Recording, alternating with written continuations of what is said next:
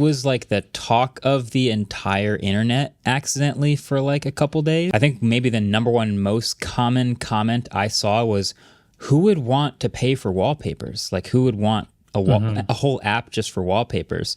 We bought an old wallpaper app and then like rebranded it or something. Yeah.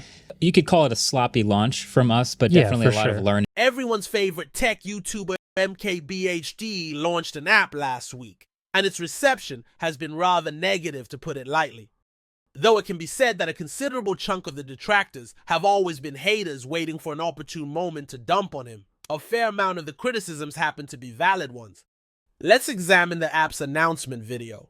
You guys have always been asking me where I get my wallpapers. Like, it's frequently the number one suggested search result under my name, has been for years, so now we've put them all in one place. It's called Panels, and it's finally live in the App Store, both on iOS and on Android.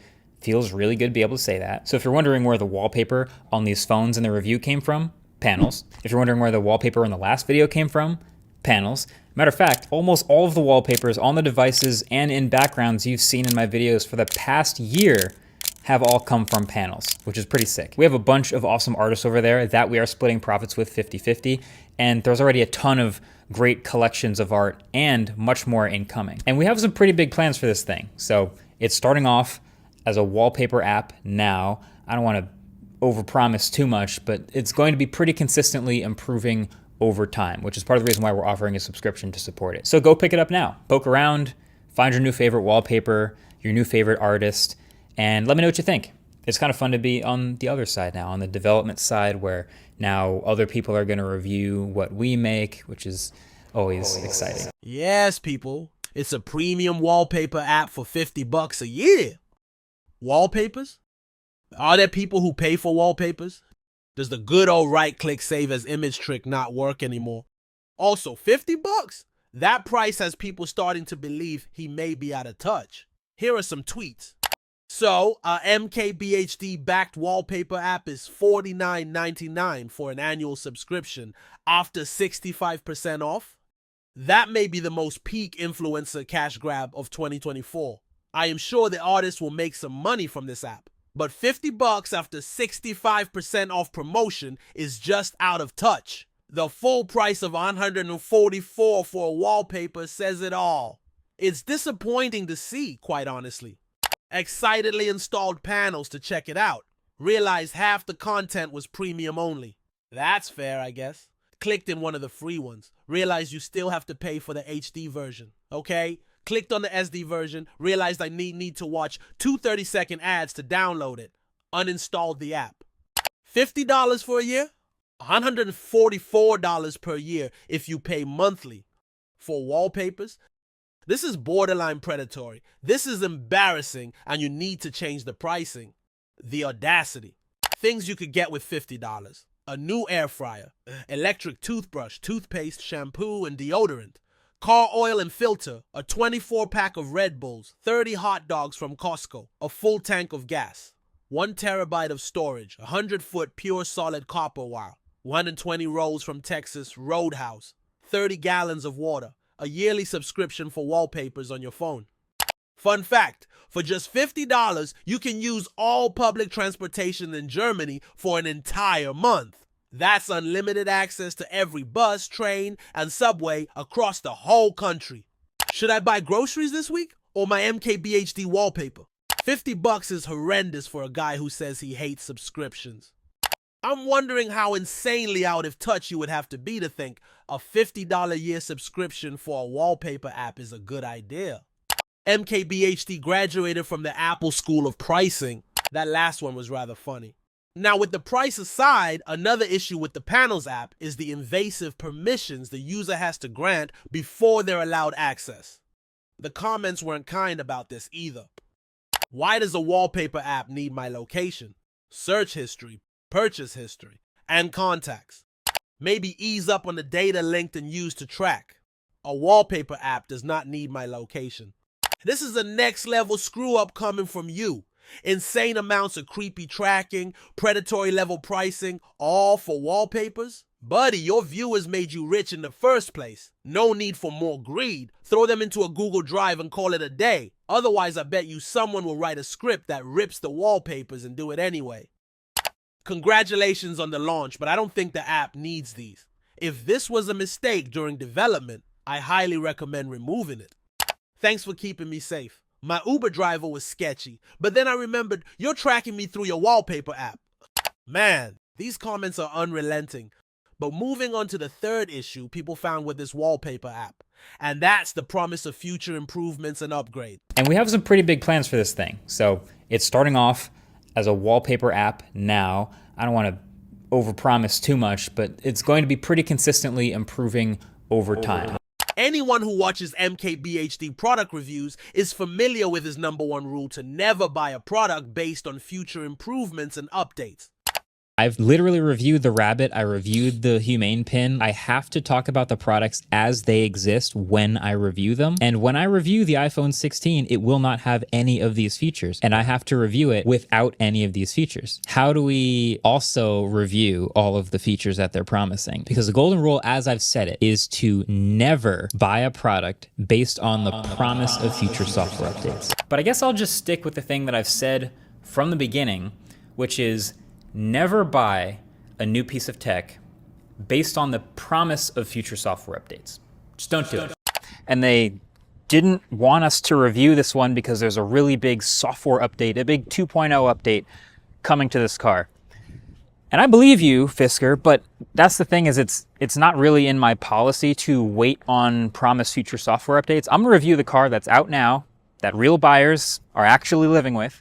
Not gonna lie, this app is a major L. You're going against your own philosophy of never buying something that is promised in the future. MKBHD, never buy something for the promise of what it will do later. Also MKBHD, my app will have a lot of better things to come, so get it now. Had to say it. Love you, bro. Golden rule of the internet. Never try to charge for something that was already free. Marques Brownlee, 2016. The CEOs of Humane Pin, Rabbit R1, and Fisker Ocean wiping their tears and chuckling, scrolling through the comments. Imagine tanking your credibility and then doubling down over a wallpaper app. Honestly makes me question Marques' tastes and judgment in products.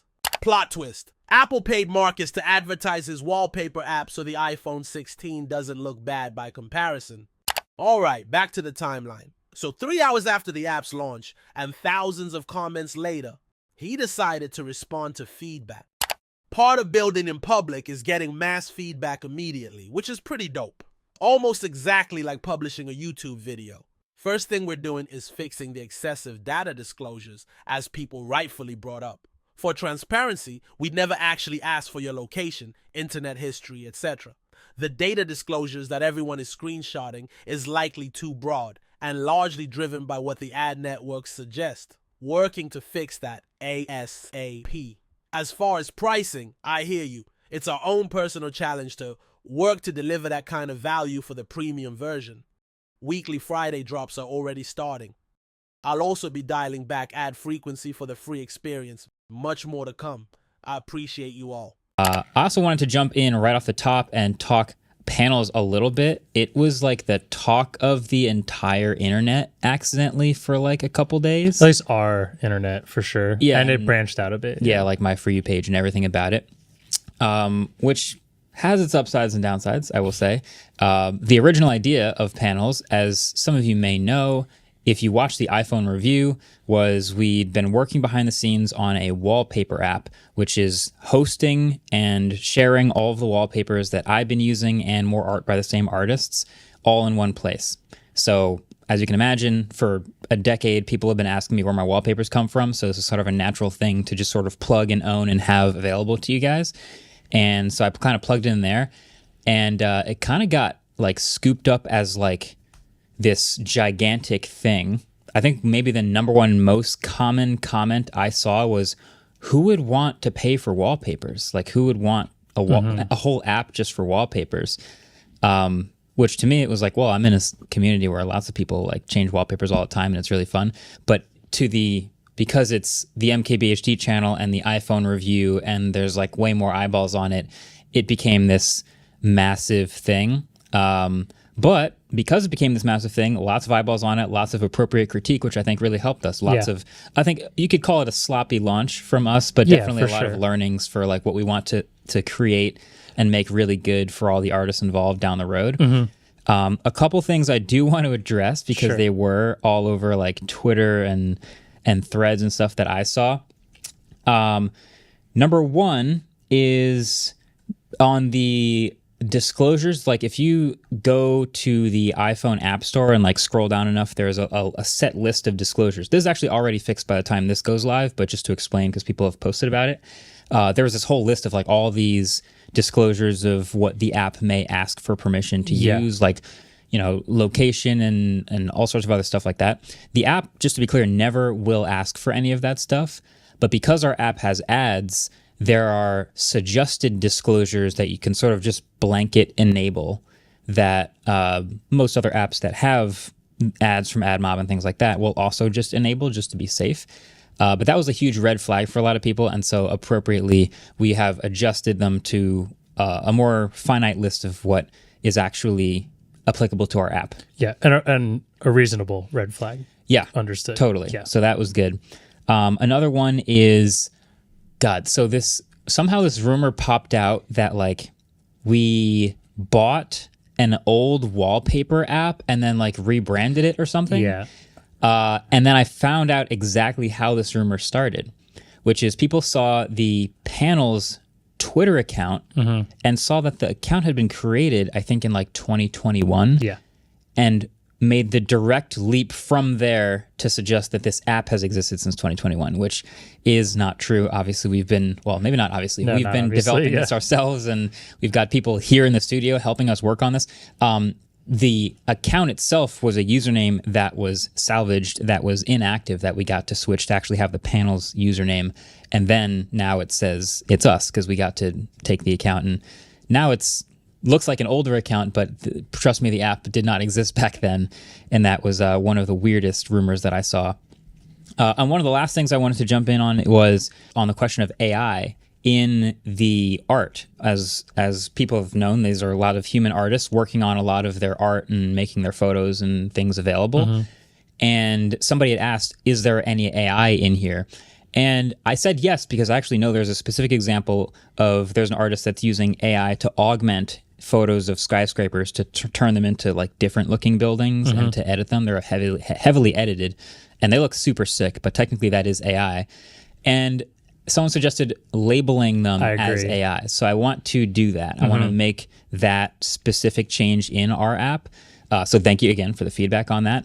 But yeah, in general, this is an entirely curated list. It's a relatively small collection. It's a few hundred pieces right now, but obviously it's things you've seen in previous videos, on laptops, on phones, on like monitor behind me on an iMac and things like that. So I can now always say like this is where you get it. You always have like the answer to your question right in front of you, which was the idea of it existing.